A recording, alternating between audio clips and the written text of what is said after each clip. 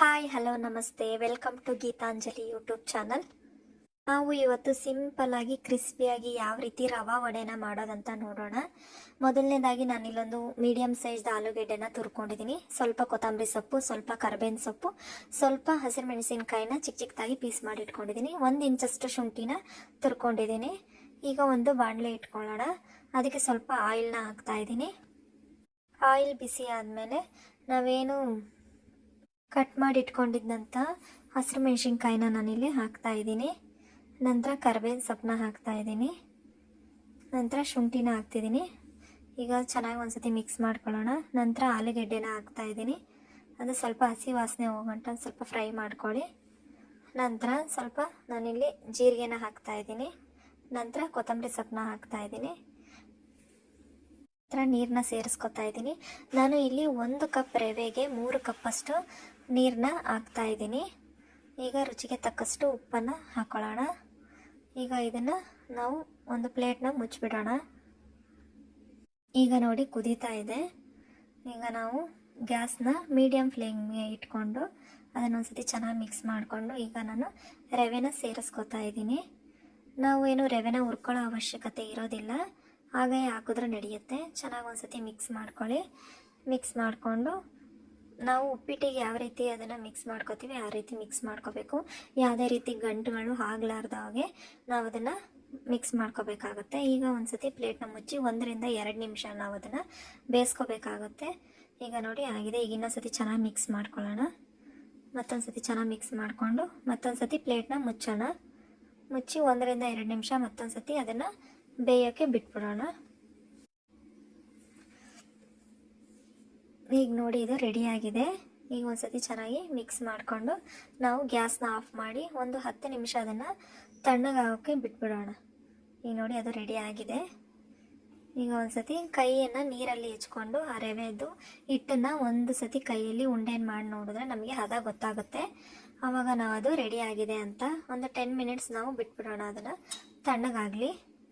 ತುಂಬ ತಣ್ಣಗಾದರೆ ಅದು ವಡೆ ಸರಿಯಾಗಿ ಬರೋದಿಲ್ಲ. ಹಾಗಾಗಿ ಸ್ವಲ್ಪ ಬಿಸಿ ಬಿಸಿ ಇದ್ದಾಗಲೇ ನಾವು ವಡೆನ ರೆಡಿ ಮಾಡ್ಕೋಬೇಕಾಗತ್ತೆ.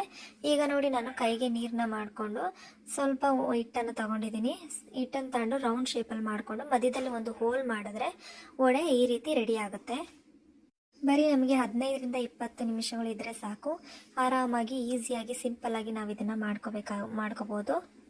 ಬೆಳಗಿನ ತಿಂಡಿಗೆ ಇಡ್ಲಿ ಮಾಡಿದರೆ ಇಡ್ಲಿ ಜೊತೆ ಆರಾಮಾಗಿ ನಾವು ಉದ್ದಿನ ವಡೆ ಒಂದೊಂದು ಟೈಮ್ ಮಾಡೋಕ್ಕಾಗೋದಿಲ್ಲ. ಆವಾಗ ಈ ರೀತಿ ರವಾ ವಡೆನ ಮಾಡಿಕೊಂಡ್ರೆ ಮಕ್ಕಳು ಕೂಡ ತುಂಬ ಇಷ್ಟಪಟ್ಟು ತಿಂತಾರೆ. ಈವ್ನಿಂಗ್ ಸ್ನ್ಯಾಕ್ಸಿಗೆ ಕೂಡ ಆರಾಮಾಗಿ ನಾವು ಇದನ್ನು ಮಾಡ್ಕೋಬೋದು. ಒಂದು ಸಲ ಮನೆಯಲ್ಲಿ ಟ್ರೈ ಮಾಡಿ ಹೇಗಿದೆ ಅಂತ ಕಮೆಂಟ್ ಮೂಲಕ ನನಗೆ ತಿಳಿಸಿ.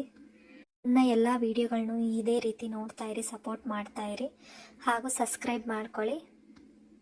ಬೆಲ್ ಬಟನ್ನ ಒತ್ತಿ ಆಲ್ ಅಂತ ಕ್ಲಿಕ್ ಮಾಡಿ. ನನ್ನ ಎಲ್ಲ ವೀಡಿಯೋಗಳು ಮೊದಲನೇ ನೋಟಿಫಿಕೇಷನ್ ನಿಮಗೆ ಬರುತ್ತೆ. ಆವಾಗ ನೀವು ವೀಡಿಯೋಗಳನ್ನ ಮೊದಲನೇದಾಗಿ ನೀವೇ ನೋಡ್ಬೋದಾಗುತ್ತೆ. ನೋಡಿ ಇವಾಗ ಎಲ್ಲ ವಡೆಗಳು ರೆಡಿ ಆಗಿದೆ. ಈಗ ನಾನು ಇಲ್ಲಿ ಒಂದು ಬಾಣಲಿನ ಇಟ್ಕೊಂಡಿದ್ದೀನಿ.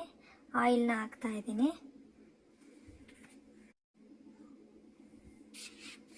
ಈಗ ಆಯಿಲ್ ಕಾದಿದೆ ಇದು. ಈಗ ನಾವು ಇಲ್ಲಿ ಒಂದೊಂದೇ ವಡೆಗಳನ್ನ ಬಿಡೋಣ. ನೋಡಿ ಈಗ ನಾನು ಒಂದೊಂದೇ ವಡೆನ ಬಿಡ್ತಿದ್ದೀನಿ. ವಡೆಗಳನ್ನ ಬಿಟ್ಟಿದ ತಕ್ಷಣ ನಾವು ಏನು ತಿರುವಕ್ಕೆ ಬಳಸ್ತೀವಿ ಆ ಸ್ಪೂನ್ನ ನಾವು ವಡೆಗಳನ್ನ ಹಾಕಿದ ತಕ್ಷಣ ನಾವು ಅದನ್ನು ಸ್ಪೂನಿಂದ ಎತ್ತಕ್ಕೆ ಹೋದರೆ ವಡೆಗಳು ಒಡ್ಕೊಳ್ಳೋ ಚಾನ್ಸಸ್ ಇರುತ್ತೆ. ಹಾಗಾಗಿ 1 ನಿಮಿಷ ಬಿಟ್ಟು ನಂತರ ನಾವು ಅದನ್ನು ಆ ಸ್ಪೂನ್ನ ಬಳಸಿ ವಡೆಗಳನ್ನ ಎತ್ಬೋದು. ನೋಡಿ ಇವಾಗ ನನಗೆ 1 ನಿಮಿಷ ಆಗಿದೆ. ನಾನು ಇವಾಗ ಆ ವಡೆಗಳನ್ನ ಎತ್ತಿ ತೋರಿಸ್ತೀನಿ. ನೋಡಿ ಇವಾಗ 1 ನಿಮಿಷ ಆಗಿದೆ.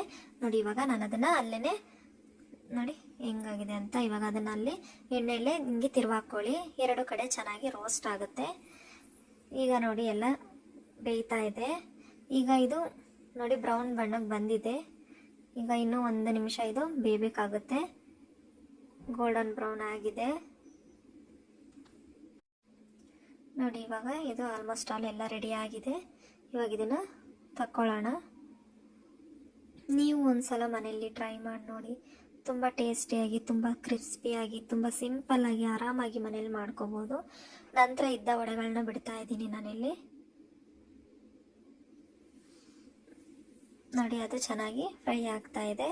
ಈಗ ವಡೆಗಳೆಲ್ಲ ರೆಡಿ ಆಗಿದೆ. ನೋಡಿ ಯಾವ ರೀತಿ ಎಷ್ಟು ಚೆನ್ನಾಗಿ ಬಂದಿದೆ ಅಂತೇಳಿ. ತುಂಬ ಸಿಂಪಲ್ಲಾಗಿ ಆರಾಮಾಗಿ ಬರೀ 15 ಮಿನಿಟ್ಸಲ್ಲಿ ನಾವು ಇದನ್ನು ಮಾಡ್ಕೋಬೋದು. ಒಂದು ಸಲ ಮನೇಲಿ ಟ್ರೈ ಮಾಡಿ ನೋಡಿ, ತುಂಬ ಇಷ್ಟ ಆಗುತ್ತೆ. ಮಕ್ಕಳು ಕೂಡ ಪದೇ ಪದೇ ಕೇಳ್ತಾರೆ. ತುಂಬ ಚೆನ್ನಾಗಿರುತ್ತೆ. ನೋಡಿ ಯಾವ ರೀತಿ ಕ್ರಿಸ್ಪಿಯಾಗಿ ಒಳಗಡೆ ಎಲ್ಲ ಚೆನ್ನಾಗಿ ಬೆಂದಿದೆ. ನೀವು ಒಂದು ಸಲ ಮನೇಲಿ ಟ್ರೈ ಮಾಡಿ ನೋಡಿ, ಹೇಗಿದೆ ಅಂತ ಕಮೆಂಟ್ ಮೂಲಕ ತಿಳಿಸಿ. Thank you for watching.